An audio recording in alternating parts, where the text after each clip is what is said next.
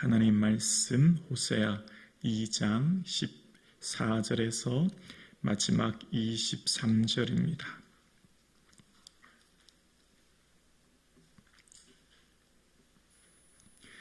오늘 나에게 주신 살아계신 하나님의 말씀입니다.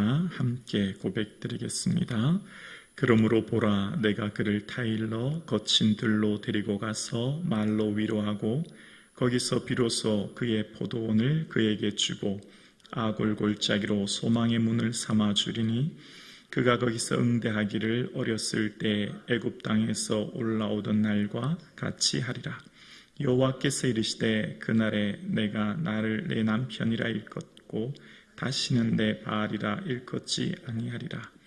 내가 바알들의 이름을 그의 이름에 제거하여 다시는 그의 이름을 기억하여 부르는 일이 없게 하리라.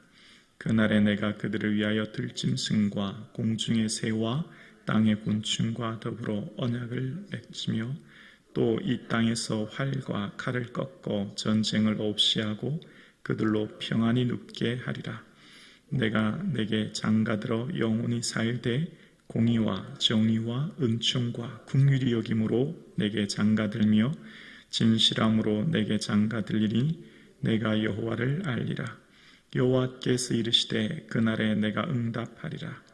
나는 하늘에 응답하고 하늘은 땅에 응답하고 땅은 곡식과 포도주와 기름에 응답하고 또 이것들은 이스라엘에 응답하리라. 내가 나를 위하여 그를 이 땅에 심고 긍휼히 여김을 받지 못하던 자를 긍휼히 여기며 내 백성 아니었던 자에게 향하여 이르기를 너는 내 백성이라 하리니 그들은 이르기를 주는 내 하나님이시라 하리라 하시니라. 아멘. 예수님을 사랑하고 예수님을 자랑할 수 있는 이 하루 되기를 주님의 이름으로 축복합니다. 아멘. 하나님의 회복은 어떻게 오는가를 오늘 본문은 우리에게 이야기합니다. 하나님의 일하심은 때로 우리의 생각과 때로 정반대일 때가 있음을 알게 되는데요. 자, 오늘 본문 14절입니다. 14절 말씀이 이렇게 시작합니다. 그러므로 보라, 내가 그들을 타일러 거친 들로 데리고 가서 말로 위로하고. 하나님께서 그들을 타일러서 어디로 데리고 가시냐면 거친 들로 데리고 가신대요. 여기 들이라고 하는 것은 광야입니다. 하나님께서 그들을 광야로 데리고 가신다고 말씀하십니다. 여러분, 광야는 어떤 곳입니까? 사람이 살 수 없는 땅입니다. 인간이 생존하기에 가장 불가능한 척박한 땅이 광야입니다. 사람은 화려한 도시, 사람은 성 안에 있는 것이 안전하고 그들의 삶에 평안함을 느끼는 곳이 성 안인데 하나님이 그런데 그들을 지금 어디로 데려가신다고요? 거친 들, 광야로 데리고 가신다는 겁니다. 우리가 생각하기엔 좀 납득이 잘 안 됩니다. 자, 그리고 어떻게 하신다고요? 15절에 보면 이렇게 하신대요. 거기서, 광야죠. 거기서 비로소 그의 포도원을 그에게 주고 아골골짜기로 소망의 문을 삼아 주리니 그가 거기서 응대하기를 어렸을 때에 애굽 땅에서 올라오던 날과 같이 하리라. 아멘. 자, 아골골짜기 보이시면 여러분 성경에 아골이라고는 숫자 1번이 있고 그 숫자 1번 아래 성경 아래쪽 나나주 1번에 환란이라고 하는 글씨 보이십니까? 환란의 골짜기라는 겁니다. 이 아골골짜기가 환란의 골짜기인 이유는 뭐죠? 아이성 전투에서 아간으로 인해 패배했고 아간과 그의 모든 일가족이 아골골짜기에서 죽임을 당한 환란, 죽음, 고통, 절망의 골짜기가 이 아골골짜기예요. 근데 아골골짜기를 어떻게 하신다고요? 소망의 문을 삼아 주신다는 겁니다. 자, 여기서 이제 우리와 다른 하나님의 회복의 방법이 등장해요. 여러분, 세상의 기준의 성공의 잣대는 재물입니다. 재물이 많으면 저 사람 믿음 좋다. 저 사람 사업도 잘한다. 저 사람은 정직하다. 저 사람 바른 사람이다. 우리의 일반적인 개념이에요. 재물이 많은 것이 성공의 척도예요. 또 환경과 조건이 소망의 아주 중요한 척도입니다. 환경과 조건이 좋으면 그 사람은 성공할 확률이 많아요. 그래서 기쁘고 행복할 확률이 많습니다. 예를 들면 능력이 있어서 좋은 대학 가면 당연히 인류 좋은 대학 졸업하면 연봉이 높은 직장으로 취업할 확률이 많고, 그럼 그의 삶에 기쁨과 즐거움이 많은, 이런 게 우리의 일반적인 생각이죠. 환경 조건이 너무너무 중요합니다. 이 세상을 살아가는 데 있어서 매우 중요해요. 자, 그런데 하나님이 하시는 방법이 우리와 조금 달라요. 어제 말씀드렸죠. 믿음 안에 고난은 은혜이고요. 믿음 안에 있을 때 만난 고난은 우리에게 은혜가 되는 거예요. 그런데 믿음 없는 형통은 재앙이 되는 겁니다. 믿음 없이 그 삶에 어떠한 형통을 만나도 그것은 결국 재앙이 되는 겁니다. 오늘도 마찬가지예요. 하나님이 회복하시는 방법은 우리의 삶에 내가 생각하기에 당장 재물이 늘어나고 풍요가 되고 건강이 회복되어지고 환경이 바뀌고 모든 것이 당장 바뀌는 거잖아요. 근데 하나님 그렇게 하시지 않는다는 거예요. 처음에 어디로 데려가신다고요? 거친 들, 광야로 데려가신다는 거예요. 자, 여기서 생각해 보겠습니다. 광야는 어떤 곳이죠? 하나님과 처음 만나서 언약을 세웠던 곳이 광야예요. 그래서 예레미야 2장에도 신혼의 때의 사랑을 기억하노니 광야에서 나를 따랐음이라. 신랑 되신 하나님과 신부된 이스라엘이 가장 행복한 신혼의 때가 언제라고요? 광야의 때라는 거예요. 왜요? 하나님만 의지하기 때문에. 매일매일 만나를 의지하고 매일매일 하나님만 바라보는 때, 하나님 그걸 가장 기뻐하는 신혼의 때래요. 여러분, 신혼의 때가 가장 행복하고 사랑이 넘치는 때잖아요. 우리가 생각하는 신혼의 때는, 이스라엘이 생각하는 신혼의 때는 가나안 땅 들어갔을 때라고 생각할 거예요. 그들의 모든 풍요, 그들의 모든 성공, 그들의 모든 것을 누릴 때가 그들의 인생은 가장 행복한 신혼의 때라고 생각하겠지만 하나님은 그렇지 않대요. 하나님은 언제라고요? 광야가 신혼의 때고 광야가 하나님 가장 기뻐하실 때라는 겁니다. 왜냐하면 전적으로 하나님만 바라보는 때였기 때문입니다. 하나님께서는 우리의 삶 가운데 뭘 원하실까요? 하나님은 우리의 삶 가운데 바라는 게 아무것도 없어요. 왜냐하면 천하가 다 주의 것이기 때문입니다. 우리가 하나님께 드릴 것은 아무것도 없어요. 왜냐하면 모든 것을 지으신 분이 하나님이십니다. 하나님은 우리의 마음을 원하고 계시죠. 우리가 전적으로 주님만을 사랑하기를 원하시죠. 근데 우리는 너무나 악하여 우리의 본성이 참으로 이 정욕의 유혹에 빠지기 쉬워서 모든 것이 잘 되고 형통하고 풍요로울 때는 정말 안타깝지만 배부를 때는 하나님을 떠나요. 이게 이스라엘의 역사였고 우리의 역사입니다. 배불러서 하나님을 잊어버립니다. 하나님만 찾지 않아요. 여러분, 우리가 일상생활을 하는 주위의 삶을 보면, 여러분 제가 말씀드렸잖아요. 창업할 때는요, 새벽 예배 나와 기도하고 수요 예배 나와 기도하고, 그런데 어떻게 해요? 사업이 잘 되면, 번성하면 바쁘다고 예배 못 드린대요. 바쁘다고. 그러니까 오늘 하나님께서 그들을 다 일르신대요. 얘들아, 다 일러서 어디로 데려간다고요? 광야로요. 근데 그 광야가 어떤 곳이에요? 절망의 땅이에요. 눈물의 땅이에요. 사방을 둘러보아도 인간이 생존하기는 불가능한 땅이에요.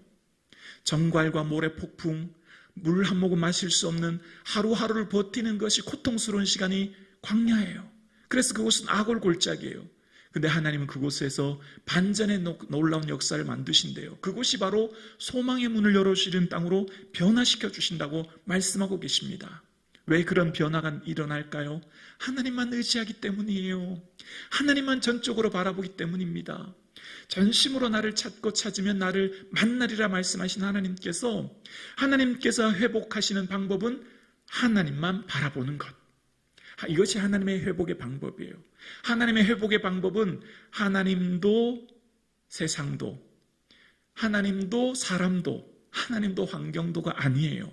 하나님만입니다. 그래서 하나님은 끊임없이 부부관계를 통해 호세아서를 설명하시는 거예요. 부부관계에서는 여보 자기만 사랑해가 있지, 여보 자기도 사랑해 하고 다른 여인 사랑하는 거 아니잖아요. 하나님 그래서 호세아 선지자를 통해서 이 고멜과의 결혼관계를 통해 우리에게 말씀하고 계시는 거예요. 이 세상을 살아가는 우리의 인생에 재물을 너무 사랑하고 이 땅을 너무 사랑하고 권력을 너무 사랑하고 세상의 것들을 너무 사랑하는 이 세상을 향해 하나님 아파하고 한탄하시면서 얘들아 아니야 나만 바라봐야 돼 라고 하시면서 회복의 방법이 거친 들로 데리고 가셔서 아무것도 바라볼 수 없는 절망, 환난, 고난을 통해서 소망의 땅으로 하나님만 바라보게 하심으로 바꾸어 주신대요. 그래서 하나님께서 이렇게 일하시는 이유를 잘 기억해야 됩니다. 우리는 모든 초점이 인생을 살아가는 모든 초점이 믿음 생활, 신앙 생활, 삶의 목적이 다 나에게 집중되어 있죠. 하나님 오늘도 내게 복 주시는 것은 내가 잘 되게 하시고 내게 형통하게 하시고 내게 기쁨을 위하게 하신다고 생각하시죠. 하나님께서 회복하시는 이유는 자 결론부터 잠깐 볼게요. 왜 회복하게 하시냐? 23절이에요. 23절 보면 함께요. 내가 나를 위하여 보이세요? 여기까지입니다. 여러분 이사야서 43장에 보면 이 백성은 내가 나를 위해 지었나니 이는 나를 찬송하게 하려 함이라 라고 말씀하세요. 하나님이 하시는 역사는 다 하나님을 위해 하시는 거예요, 여러분. 하나님이 하시는 역사는 결국 하나님 당신을 위해 하는 것이고 당신을 위한 회복, 당신을 위한 축복, 당신을 위한 영광, 당신을 위한 은혜예요. 그래서 어떤 사람도 하나님 앞에 교만할 수 없습니다. 교만할 수 없다는 것은 다른 말로 어떻게 말이죠? 하나님 앞에 섭섭해할 수 없는 거예요. 하나님 앞에 시험 들 수 없는 거예요. 하나님 앞에 낙심할 수 없는 거예요. 다 하나님 당신을 위해 하시는 것이기 때문입니다. 어떤 사람도 하나님 앞에 다 겸손할 수밖에 없는 것은 다 하나님이 하셨고 하나님이 주셨고 하나님이 하시는 역사이기 때문이에요. 말씀을 통해 우리에게 뭘 말씀하실까요? 우리는 하나님 앞에 그저 쓰임 받는 것만으로도 감사하고 예배 드리는 이 한순간도 감사하고 내 모든 것이 그저 그래서 은혜밖에 없는 줄로 믿습니다. 그래서 하나님의 회복하시는 회복의 때, 그날에 회복하시는 세 가지 때가 나오는데요. 첫째는 결혼을 회복하여 주시고 두 번째는 언약을 회복하여 주시고 세 번째는 땅, 재물을 회복해 주신대요. 첫 번째 결혼을 회복하신다는 거예요. 16절입니다.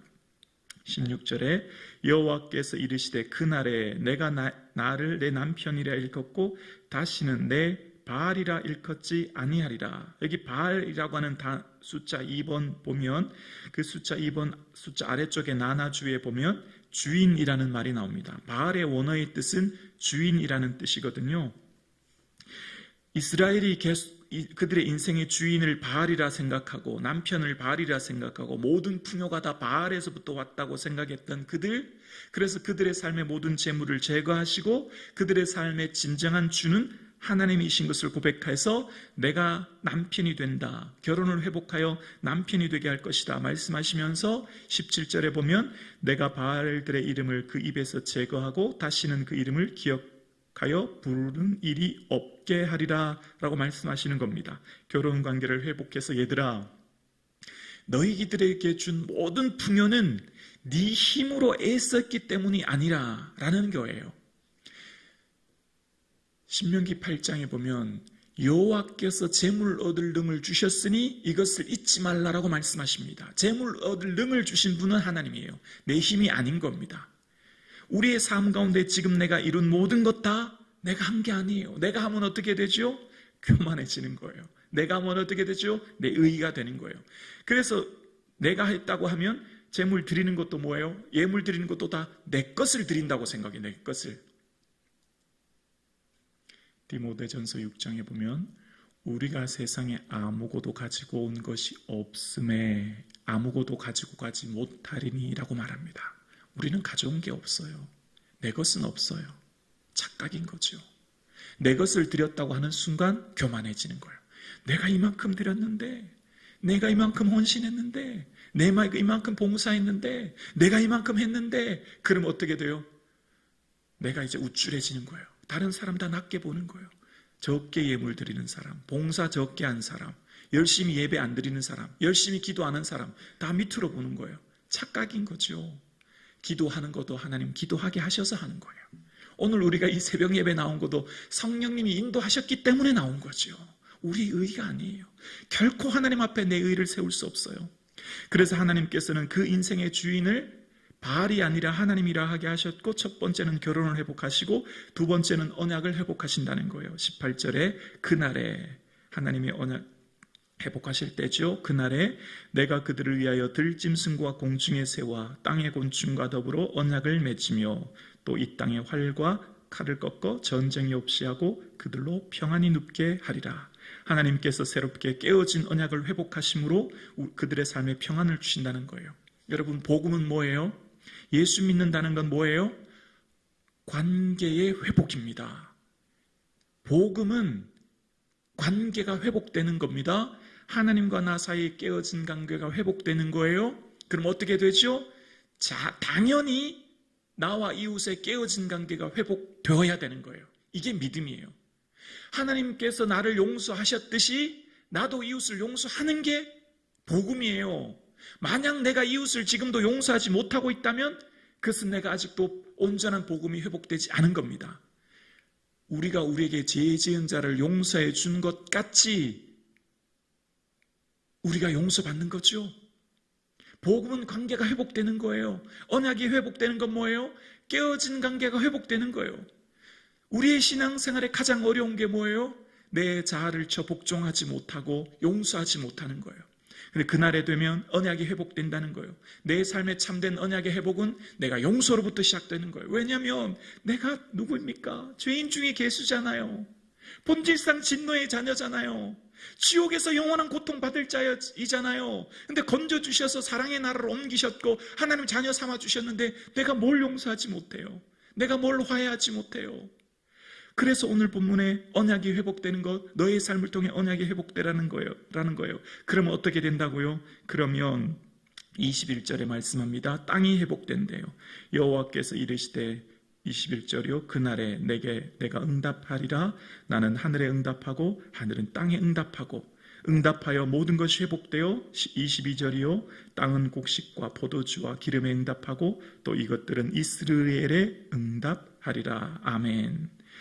곡식, 땅과 포도주 모든 풍요가 회복되어 이스라엘 흩으셨던 땅이 이제 이스라엘 라나주 3번 보면 심으심이라는 표현 나오죠. 심어서 새롭게 회복해 주신다는 거예요. 그래서 그 회복하여서 결국은 회복의 목적은 너를 위한 것이 아니라 회복해서 너희들의 삶을 통해 결국 나를 위해 너희를 회복할 거야. 그래서 너희들의 회복을 통해 사람들이 하나님 살아계시구나. 하나님께서 역사하시는구나. 하나님은 오늘도 통치하시는구나 보게 될 거야. 회복을 통해 결국 내가 하나님 것을 알게 될 거야. 그래서 23절 볼게요. 내가 나를 위하여 그를 이 땅에 심고 긍휼히 여김을 받지 못하던 자를 긍휼히 여기며 내 백성 아니었던 자에게 향하여 이르기를 너는 내 백성이라 하리니 그들은 이르기를 주는 내 하나님이시라 하리라 하시니라. 아멘. 주는 누구라고요? 주는 내 하나님이시라 하리라. 이게 여기 밑줄 그으시면 좋겠습니다. 조금 전에 주를 누구라고 했죠? 바알이라고 했어요. 그들의 인생의 주인은 바알이었어요. 그들의 모든 삶의 풍요는 바알이 이 모든 것을 주었고 바알이 지금까지 여기까지 이뤘다고 했지만 그 바알, 즉 주는 하나님이시라는 거예요. 우리의 인생의 주인은 살아계신 하나님이신 줄로 믿습니다. 내 모든 삶을 주관하고 다스리고 통치하시고 창세로부터 내게 생명을 허락해 주시고 택정하셔서 내게 생명 주시고 예수 믿게 하시고 지금까지 온 것 다 하나님이 하신 겁니다. 하나님이 다 하셨습니다. 하나님이 다 하고 계십니다. 하나님이 다 하실 것입니다. 다 하나님께 맡기십시오. 하나님의 회복을 경험하게 될 것입니다.